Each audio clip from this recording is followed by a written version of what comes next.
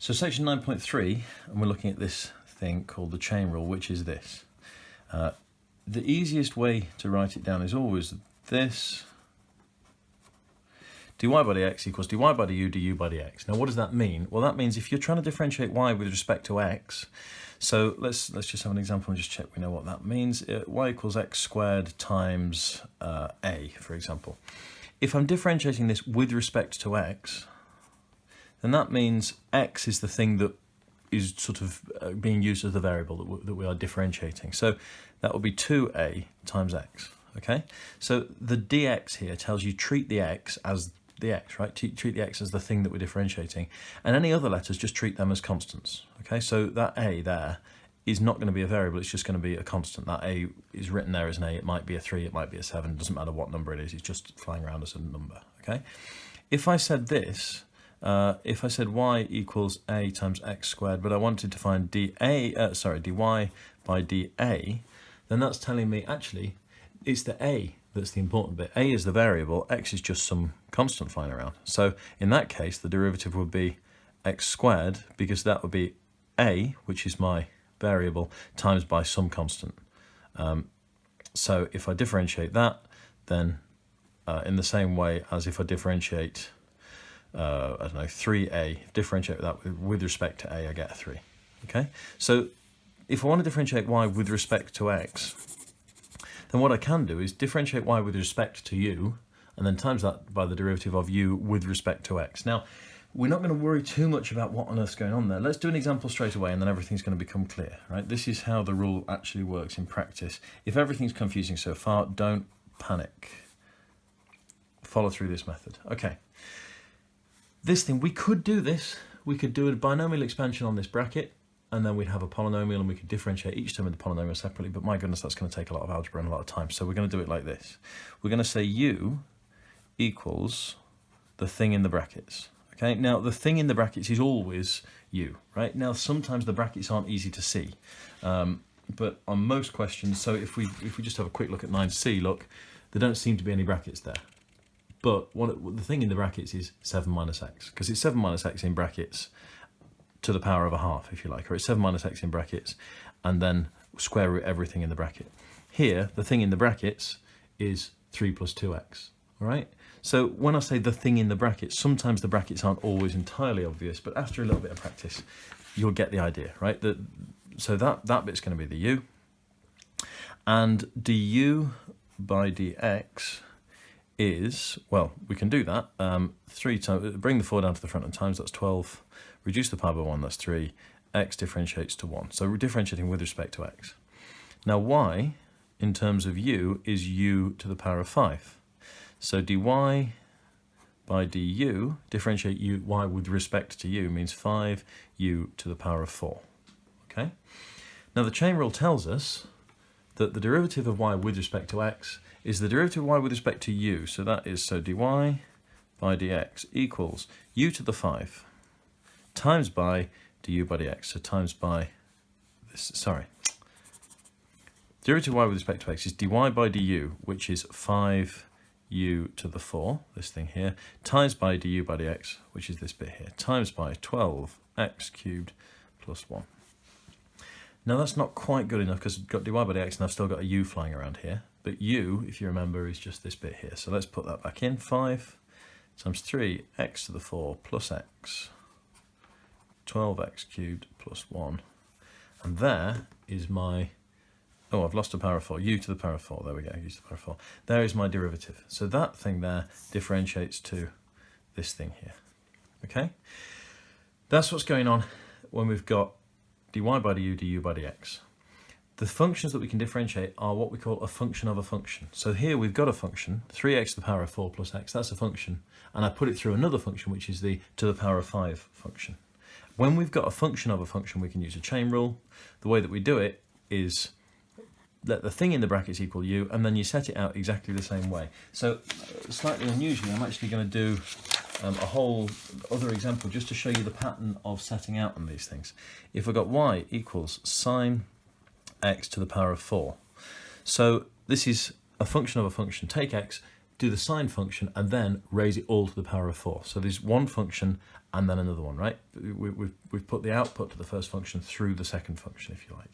So we're going to write it like this. U is going to be our sine x. Now here's an example where it's difficult to see what the brackets are, but because there aren't actually brackets written in. But you can think of it as sine x all to the power of 4. So the first thing that I've done to the x, that's my u. So du by dx is cos x.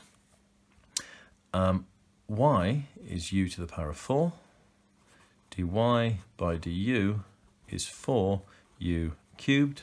And you see I'm setting it out in the same pattern as before. So now dy by dx is dy by du, that's this one, times by this one. And then swap the u out and swap the x's back in. So instead of a u, I'm going to write sine x 4 sine cubed x cos x. And there's my derivative. Okay? Now, a couple of things here. First of all, we're not going to panic for the moment. We're not going to worry about where the chain rule comes from.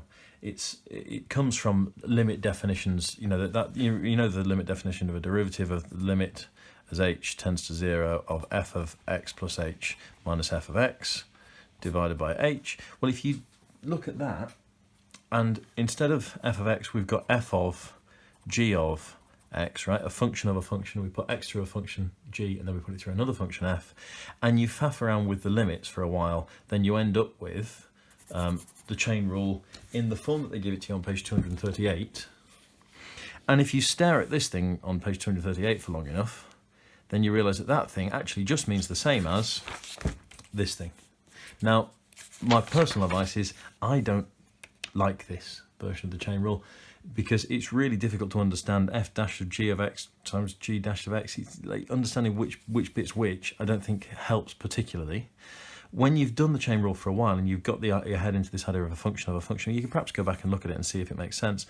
But really, this is the one that we're thinking of. Okay, so the way that I'd suggest you do the chain rule is exactly the way that we've done it in example 6 and example 7. Now, when you've done a big chunk of exercise 9c, doing the chain rule that way, what we're going to do now is this. Let's do the chain rule the quick way. Okay. Now, I wouldn't suggest you watch this bit of the bracket wouldn't suggest you watch this bit of the video until you have really absorbed those last two examples and done things that sort of way. What we got is, I'm going to take example 8. And I'm going to write it like this. Instead of the square root of 5x plus 1, I'm going to write it as 5x squared plus 1 to the power of a half. All right? So it's not the square root of 5x squared plus 1. It's that thing to the power of a half. Just changing the square root into a power of half. Now, how do we differentiate that? Here's chain rule the quick way. What we do is dy by dx. Differentiate. So the phrase you say in your head is differentiate with respect to the bracket times by the derivative of the bracket. Now, what does that mean? Well, it means, imagine this bracket here isn't a bracket. Imagine the whole thing is a u, right? So this is u to the power of a half. So that's what we're doing. We're imagining that. So I'll sort of cover it up and imagine that underneath my fingers is just a letter, and we're differentiating with respect to that letter. So that is a half 5x squared plus 1 to the power of minus a half. And now times by the derivative of the bracket, which is going to be 10x, and there is my derivative. I can tidy it up a bit. We get 5x over square root of 5x squared plus 1. Okay, but there's the method. Differentiate with respect to the bracket times by the derivative of the bracket. So I'll do another one. I'm taking part B from question 1 here. 3 minus 2x squared to the power of minus 5. When you've done it the slow way and you've got your head around chain rule, you do need the slow way, by the way. You'll make mistakes in some of the tricky questions if you can't slow down and do the chain rule carefully. But when we've practiced it, differentiate with respect to the bracket. So imagine that thing in the brackets is just a letter on its own. So minus 5 down to the front to the power of minus 6.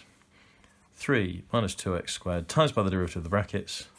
And the derivative of the bracket is minus 4x. And then tidy it up from there. Okay? Only one other part of this now. So there's the chain rule, there's the two different formulas for it, there's how to do it carefully, and how to do it quickly once you've got the idea. So the next thing we're going to do with the chain rule is this really useful sort of special case of it, which is this: dy by dy, dy by dx, dx by dy. Okay, because the way the chain rule works is this. I've got three derivatives sort of linked to each other. This one here and this one here have to have the same letter. This one here and this one here have to have the same letter. And then this one here and this one here have to have the same letter.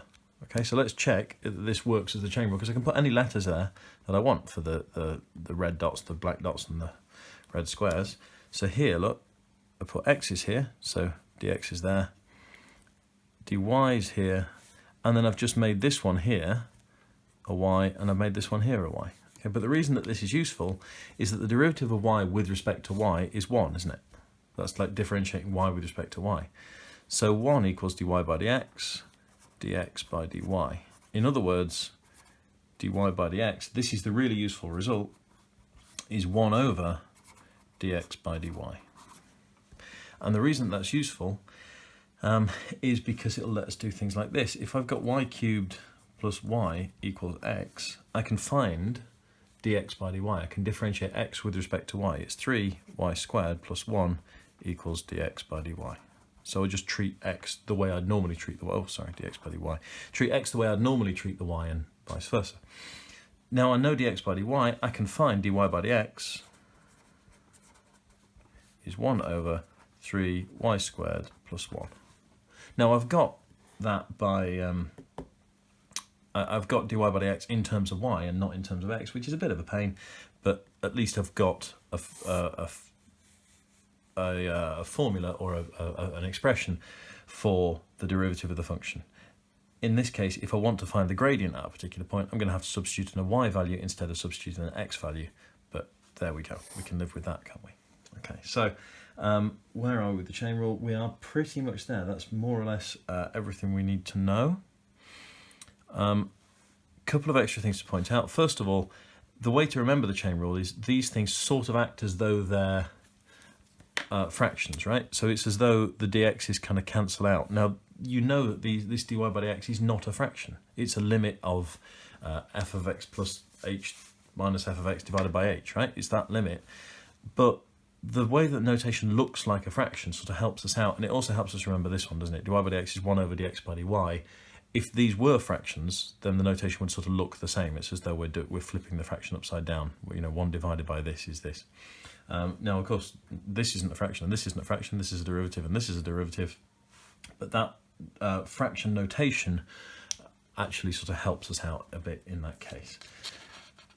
And the other thing, just glancing through and just making sure I've got everything covered, is this. When we've got a question like this, 2e to the cos 4x, this is a bit of a tricky one to spot because, you know, I've said before, it's difficult to spot where's the bracket. Well, think about it as x goes through one function, then through another one. So the first function here is cos of 4x. The second function is e to the power of that. So u equals cos 4x, sorry. Oh yeah, that's right, sorry. U equals cos 4x and y equals 2e to the u.